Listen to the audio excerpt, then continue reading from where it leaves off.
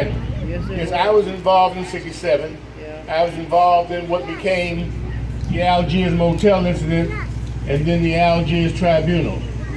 Much of what you see about now in this movie on Detroit is pure fiction. That's okay.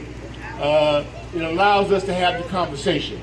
We need to have the conversation about the enormous history of police brutality in this town and what has been done and what has not been done about it.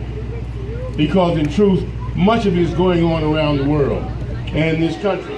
When you see Kaepernick taking a knee because of the killing of young black men and women, and the NFL is doing nothing about it, we must make a decision, which I have made, that I'm boycotting the National Football League.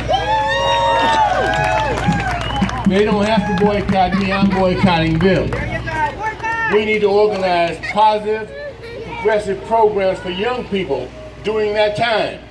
We can fill that time with DVDs, with music, with education, with all kinds of things. We need to have a vision about what to do with young people's time. In '67, that was a time of intense work in the street. We need to begin to organize and take advantage of what we have. What do we have? The biggest thing we have is each other. Amen. There are all kinds of people. We're black people, we're brown people, we're white people, we're red people, we're yellow people, we're gay people, we're straight people, we're old people, we're young people, we're all kinds of people. Amen. That's our strength. We come from all of the continents of the globe. Yeah. We are the world. We've got to begin to see our hope is in each other. The moment we forget that we're all a part of each other. I want to make one request for this next year.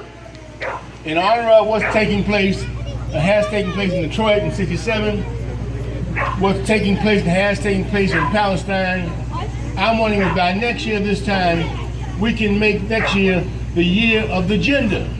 That Detroit can be the first city in the United States to declare that we are going to do everything we can to eliminate the separation of gender, to eliminate gender oppression, and organize for gender justice.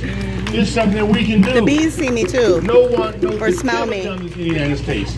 That's imagine the entire city organizing the entire year to end gender oppression. It's a difficult thing to imagine because we can't do it. But all of the stuff that people do no one can imagine. People couldn't imagine the 8-hour day, could they? Right. That stuff was unimaginable.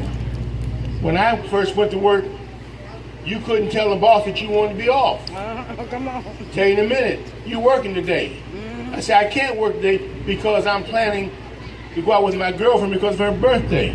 No, you're at work tonight and she'll have to plan some other time.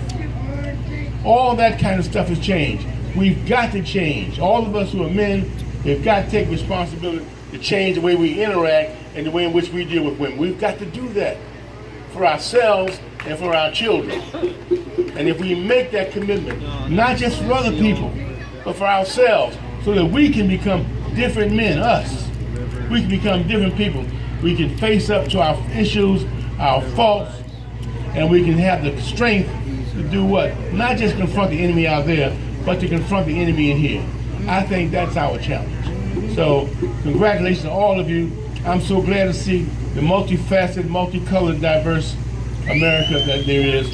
And I'm convinced that we are the world and you are our future. Amen. Amen. Amen.